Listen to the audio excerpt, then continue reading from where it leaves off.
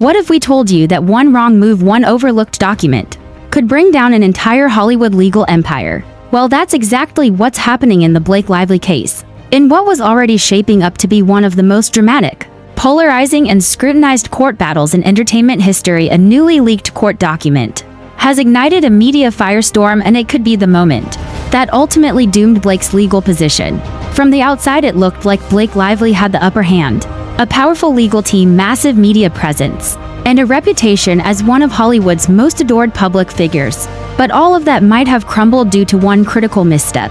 A document filed under seal, now partially leaked, which reveals a contradiction that could be used to question her credibility, her strategy, and her entire legal narrative. This isn't just about one actress in court, this is about the unraveling of a case that involves high-powered lawyers, a list, reputations, and now a paper trail that suggests someone made a very costly error. Was it her legal team? Was it a calculated gamble gone wrong? Or was it the result of rushing to silence voices before they could speak? And now Hollywood is watching. Journalists, commentators, and legal analysts are dissecting every word of the leaked materials. Influencers who once stayed silent are now weighing in, and even some former allies are beginning to distance themselves. Could this be the turning point that swings everything in favor of the opposition? This is more than just a scandal. This is a masterclass in how one document, one detail, can shatter a carefully constructed public image. The court document in question doesn't just reveal internal contradictions. It may directly undercut Blake's own timeline, her own statements, and her overall claim. In this investigation, we'll break down exactly what was in those court filings, how they got leaked, and what it means for the future of Blake Lively's case. We'll also examine how her legal opponents are reacting, what legal analysts are predicting, and why the single blunder might not be repairable. So buckle up. This isn't a gossip segment. This is a full-blown legal drama unfolding in real time. Welcome to the breakdown of a legal mistake so big it could change the course of celebrity litigation forever. Before the leak turned this entire situation on its head, Blake Lively's case was built on precision, narrative control, and the kind of legal maneuvering typically reserved for Fortune 500 companies or high-stakes federal trials. This wasn't just about settling a score. It was a meticulously strategized legal effort aimed at shaping not only the courtroom but also the public discourse. At the outset, the momentum was clearly on Blake's side. Her legal team, bolstered by powerhouse attorneys and Hollywood's best PR consultants, crafted a formidable argument that leaned heavily on her reputation, her influence, and the assumption that few would dare to challenge her narrative. And for a while, that strategy seemed to be working. The legal battle began when Justin Baldoni, an actor-director known for his polished demeanor and positive public image, found himself at the center of a storm. Behind-the-scenes tensions had allegedly been brewing for months, stemming from a series of private disputes over production rights, contracts, and claims of defamation that had escalated far beyond anyone's expectations. When Blake filed the first set of claims, supported by what she claimed were sealed pieces of documentation, many media outlets framed it as a bold move by a woman fighting to protect her name, her brand, and her family. On paper, the optics were airtight. She was seen as a strong woman standing up for herself in an industry that often silences female voices. But as weeks passed, subtle cracks began to show. The first clue was how aggressively her team began issuing subpoenas, not just to Baldoni's associates or production executives, but to content creators, journalists, and even YouTubers who had simply commented on the case. This move raised eyebrows. Why go after independent voices who were for the most part engaging in commentary? Protected by fair use, Blake's team argued it was about preserving truth and preventing misinformation. But behind closed doors, insiders began whispering that these subpoenas were more about intimidation than justice. It looked like an attempt to send a message: speak against us, and you'll be dragged into the legal fire. In court, her attorneys leaned heavily on sealed documents. These were files the public couldn't see, and in many cases opposing counsel couldn't access without jumping through hoops. The strategy was smart, at least on the surface. Shield sensitive material while selectively referencing it to bolster your claims. The court initially allowed it under strict confidentiality rules, but that very tactic planted the seed of the disaster to come. Because here's the thing, once you start building a legal narrative around sealed evidence, your credibility depends entirely on that evidence remaining sealed and unimpeachable. If even one portion of it gets out, or worse, contradicts your public statements, it's not just a PR nightmare, it's a legal credibility crisis. And Blake's team wasn't just using sealed documents. They were also allegedly editing timelines of events, relying on vague statements and referencing third-party accounts that couldn't be independently verified.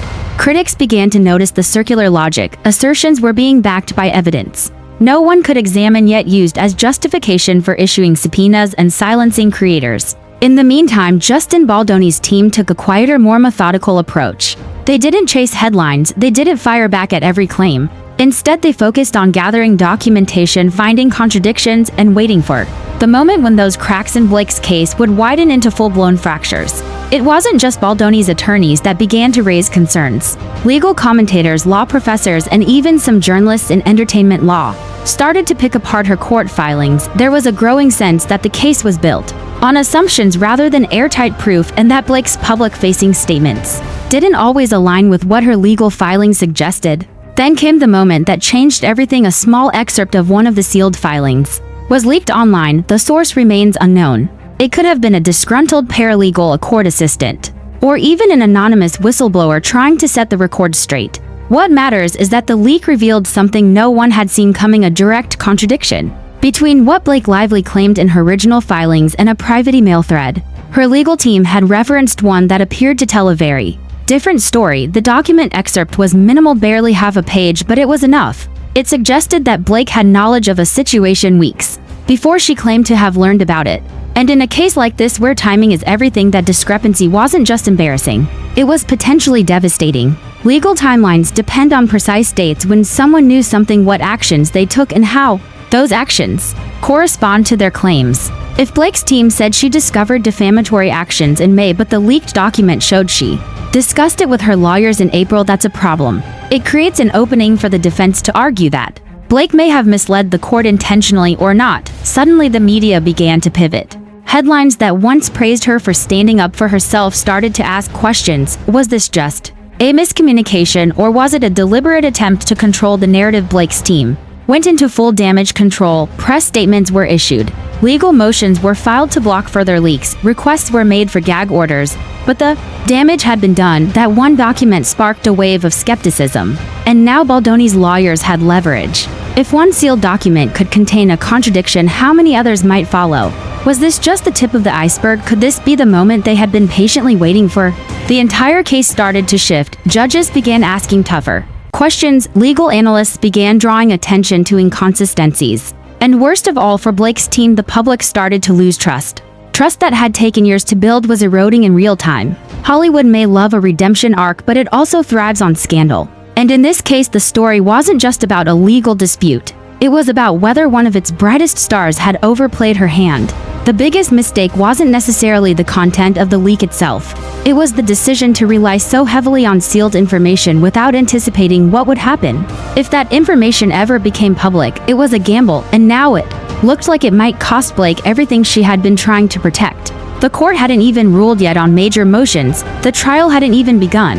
And yet the perception war, arguably more important in celebrity litigation, was already slipping away from her. What once looked like a solid fortress of legal strength now looked like a house of cards, teetering with each passing day. Once the document leak hit the public sphere, the narrative began to shift rapidly, and not in Blake Lively's favor. What had started as a seemingly airtight legal campaign began unraveling under the weight of speculation, analysis, and most importantly, scrutiny from voices both inside and outside the courtroom. The first signs of trouble came not from official court rulings or even Justin Baldoni's legal team, but from the media. Overnight, headlines transformed from supportive to skeptical. Once admiring entertainment outlets now questioned the core claims of Blake's legal filings. Tabloid blogs speculated on what else might be hidden under seal, and legal commentators began dissecting the leaked excerpt word by word. More concerning for Blake's camp, neutral observers, those who previously hadn't taken sides, began raising concerns about the credibility and timeline of her claims. Several major YouTubers, podcast hosts, and online legal analysts known for tracking celebrity litigation began to weigh in with detailed breakdowns. One widely shared video, viewed over 5 million times within 48 hours, laid out a side-by-side comparison of Blake's publicly stated version of events and the implication of the leaked document. The takeaway was simple: something didn't add up. The clip gained traction for one reason: it wasn't sensational, it was analytical, calm, document-based, and that made it harder to discredit. Behind closed-door sources close to the legal proceedings began to confirm what many feared: the leaked email wasn't an isolated inconsistency. It was part of a larger chain of communications and private correspondence that the court had allowed Blake's team to submit under seal, and it was in these sealed documents that her strategy now appeared most vulnerable. But while Blake's team attempted to push back with legal motions, cease and desist letters, and PR statements, Justin Baldoni's side saw a clear opportunity. His attorneys didn't attack Blake in the media, instead they pivoted in court filings requesting a reassessment of sealed evidence and calling for a judicial review of the materials that had previously been shielded from opposing counsel. This was a major move. It implied they had reason to believe Blake's sealed filings contained discrepancies that undermined the foundation of her case. And given the credibility the leaked portion had already lost, the court could no longer ignore the possibility. In response, Blake's team did what many saw as a red flag. They filed an emergency motion to reseal the already leaked portion and sought an investigation into the source of the leak, not into the contents of the document itself. To some, that looked like damage control rather than transparency.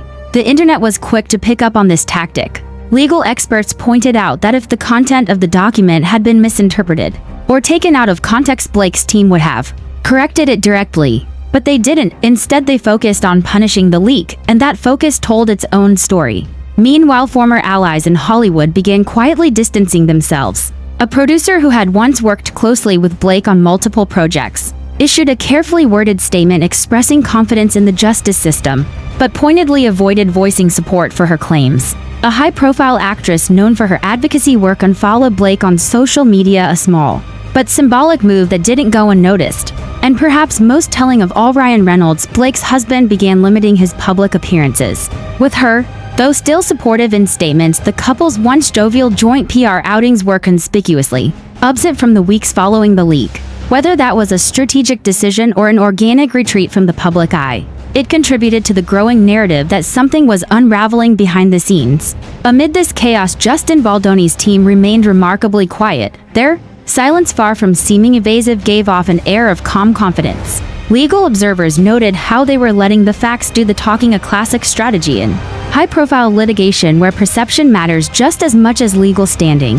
At the same time, the court itself began to shift its posture. A judge overseeing motions related to the sealing of documents began asking more pointed questions about why certain materials were hidden in the first place. Blake's attorneys attempted to defend their use of sealed filings by citing privacy and reputational protection, but the court wasn't buying it, not entirely. And that's where the real danger emerged for Blake's team. Because now the court wasn't just reviewing leaked documents, it was considering whether to unseal more of them. That possibility terrified Blake's legal circle, not necessarily because those documents contained illegal actions or explosive revelations, but because the inconsistencies, even if minor, could be interpreted as deliberate misdirection. In legal terms, perception of intent matters. If a judge believes a party is selectively presenting or omitting information, it weakens their credibility across the board. And in a defamation or reputational dispute like this one, credibility is the whole case. Back online, the commentary ecosystem exploded. Influencers began compiling timelines, connecting dots, and speculating about who might have leaked the document. Some pointed fingers at insiders, others suggested it might have been done to force the court's hand into unsealing the rest. One viral tweet simply read, "This is not about the leak, it's about what's coming next." And while the PR firestorm grew, so did the legal risks. Blake's attorneys were now under pressure to clarify past statements, answer for inconsistencies, and most crucially, brace for what might happen if the court decided to allow Baldoni's team to access the rest of the sealed records. Meanwhile, Baldoni's attorneys continued to play the long game. They knew what was happening. The leak wasn't just a blunder, it was a turning point. If the court opened even a fraction more of those documents, their case would gain significant ground, and that's exactly what happened. In a surprise ruling, the judge partially granted Baldoni's request. A limited but critical set of documents would be unsealed for opposing counsel to review. While not released to the public, the materials now had to pass through legal adversaries, which meant Blake's team could no longer rely on narrative control alone. That's when the tone in the courtroom changed entirely, gone with the sweeping generalizations about character and reputation. Instead, Blake's lawyers began emphasizing procedural integrity and attempted to steer arguments toward technicalities, jurisdiction, intent, and process rather than substance. But the problem was no longer procedural, it was narrative. The media had already begun rewriting Blake's role in this drama. What had once been framed as a courageous stand now appeared to many as a carefully engineered offensive strategy that once challenged began to falter. Headlines like "Blake Lively's legal gambit backfires" and "From sealed to scrutinized. What Blake didn't expect" flooded trending sections. And more quietly, Hollywood insiders began gossiping about who might be subpoenaed next and why. There were whispers that if the rest of the sealed records showed more inconsistencies, it wouldn't just be creators or critics facing court orders. Business associates, brand partners, even close friends might be drawn into discovery. That fear sent ripples through the industry. Entertainment lawyers began warning their clients not to comment publicly on the case. Agents were instructed to halt deals involving Blake until clarity was restored. Streaming platforms reportedly delayed greenlighting projects involving her production company. It wasn't official blacklisting, but it was a strong signal that the business community was holding its breath. Meanwhile, YouTubers and TikTok creators who had previously been quiet about the lawsuit began speaking up. Many felt vindicated by the leak. Their criticisms, once labeled conspiratorial or biased, now seemed prescient, and the subpoena tactic that once silenced voices was now fueling louder, more organized commentary. The power dynamic had flipped. Blake's legal team, once feared for their aggressive posture, now looked reactive. Baldoni's side, once portrayed as defensive, now appeared methodical and strategic. And the court, the only voice that truly mattered, was clearly moving toward transparency. This shift wasn't just legal, it was cultural. It signaled a broader moment in Hollywood, a moment when reputation alone no longer guaranteed legal dominance. A moment when public scrutiny, digital commentary, and even small leaks could dismantle years of brand building. The next phase of the case would be the most dangerous for Blake's team, because now everything depended on what those partially unsealed records contained and whether they would confirm what the leaked email had hinted at. If they did, this wouldn't just be a PR problem, it could become a full-blown credibility crisis, one that could extend far beyond the courtroom and into every deal, endorsement, and public appearance Blake Lively would face for years to come. The moment the court ruled to unseal a limited batch of sealed records was when everything truly began to spiral. This wasn't just a procedural adjustment, it was a seismic shift in momentum. Blake Lively's team had spent months building a case around sealed information. Now their own fortress had been cracked open, and what lay inside only deepened the controversy. Among the documents revealed to opposing counsel were a series of internal memos, email exchanges, and early strategy drafts between Blake's PR and legal consultants. Most damning were time-stamped emails that outlined potential legal moves before the incidents Blake had publicly claimed were the trigger points for her legal action. Why was this significant? Because it raised a fundamental question: did Blake and her team anticipate this lawsuit before the supposed harm occurred? If so, had the case been orchestrated in advance to build a public-facing narrative? One internal email from a high-level PR consultant dated weeks before Blake's first filing discussed possible framing options. Should the dispute with Baldoni become public? It used phrasing like positioning Blake as the wronged party and solidifying media sympathy through strategic outreach. Another memo even floated the idea of identifying potential problematic creators early on, long before subpoenas were ever sent out. Now let's be clear, planning for PR is not illegal.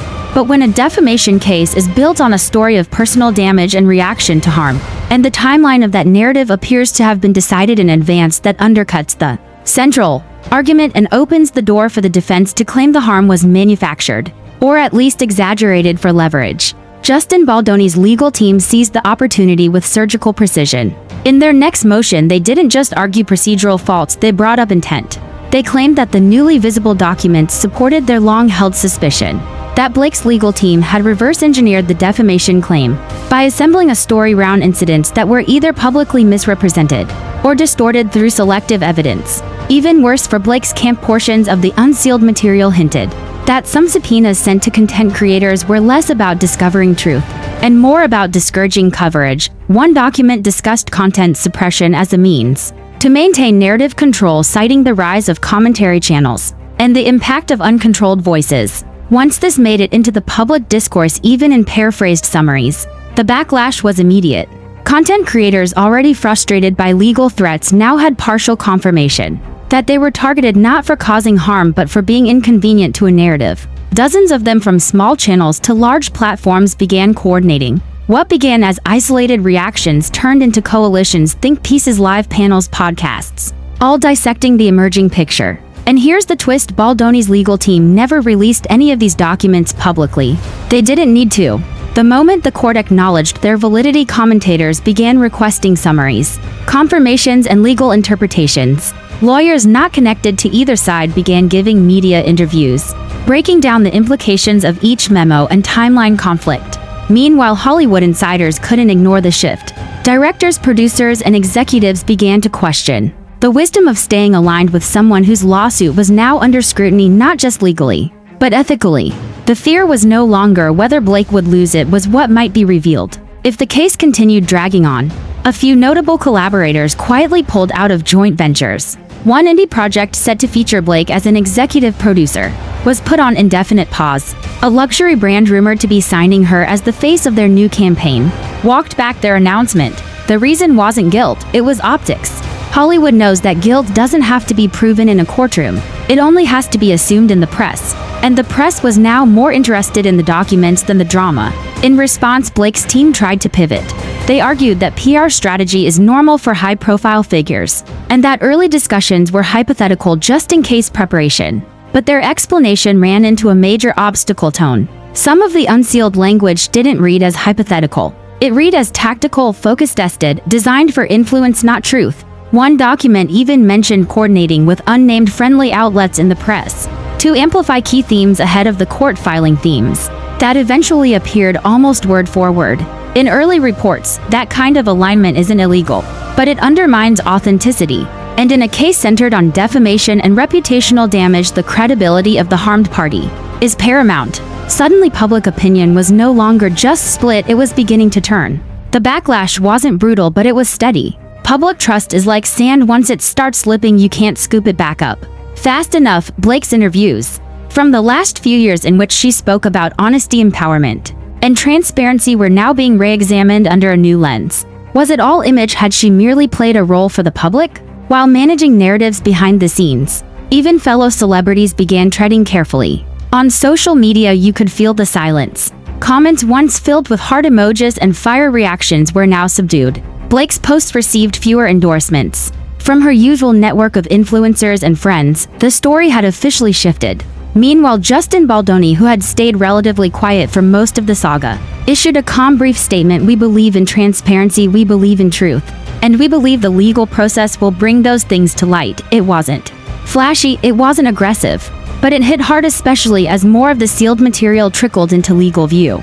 Blake's legal team tried to reverse the damage. They filed a motion requesting to reseal some of the partially unsealed documents, arguing that the leak had tainted the fairness of the case, but the court didn't agree. Transparency, it ruled, was necessary now, especially with questions about intent and timeline. Credibility in play. This was a turning point not only in court but in the court of public opinion. The leak had triggered a domino effect, and every new piece of evidence fed that momentum.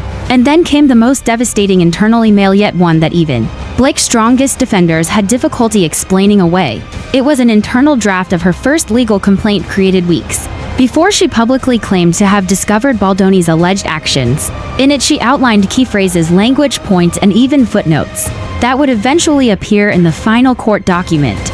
But the dates didn't match her public story. The implications were enormous. Legal commentators went into overdrive. If her complaint was drafted before she supposedly knew about the triggering event, then either her memory was wrong or the story had been constructed for maximum impact. One commentator summed it up perfectly: "This document doesn't just challenge the timeline, it challenges the integrity of the claim." At this point, even some of the platforms that had been subpoenaed, including a few high-profile YouTubers, began considering filing counterclaims or motions to dismiss the subpoenas entirely if their coverage had been fair commentary based on publicly available data. And the court now had reason to believe the case was constructed on a misleading narrative.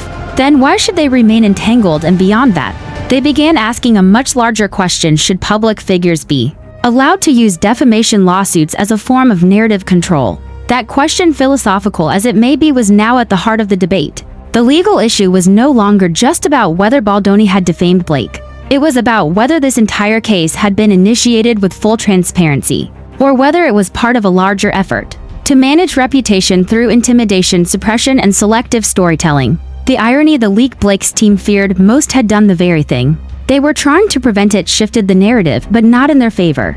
With the court now scrutinizing earlier documents, media outlets re-editing timelines, creators banding together in defiance, and allies retreating from public association, the center of gravity in this case had shifted entirely, and Blake Lively, once the architect of a legal strategy built on discretion, secrecy, and narrative control, now found herself the subject of the very scrutiny she had hoped to avoid. In the aftermath of everything we've covered, from the initial filings to the leaked document, the partial unsealing of records, the legal fallout, and the rapidly shifting tide of public opinion, one truth has emerged with striking clarity. Blake Lively's carefully constructed legal and public relations strategy was built on the assumption that her narrative would remain unchallenged, and that assumption, as we've now seen, was fatally flawed. At the heart of this entire saga lies a fundamental miscalculation, a belief that control over the narrative, control over the media, and control over sealed documentation would be enough to protect Blake's position. But the moment one document leaked, that illusion of control began to unravel.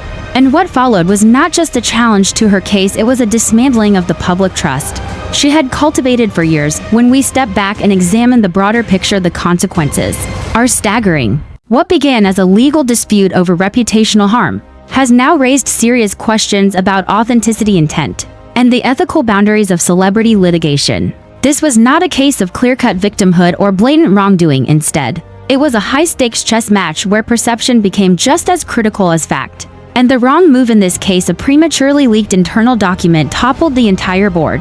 The public's response has been just as telling as the legal one. In the past, celebrities could rely on loyal fans, industry insiders, and glossy media coverage to weather almost any storm.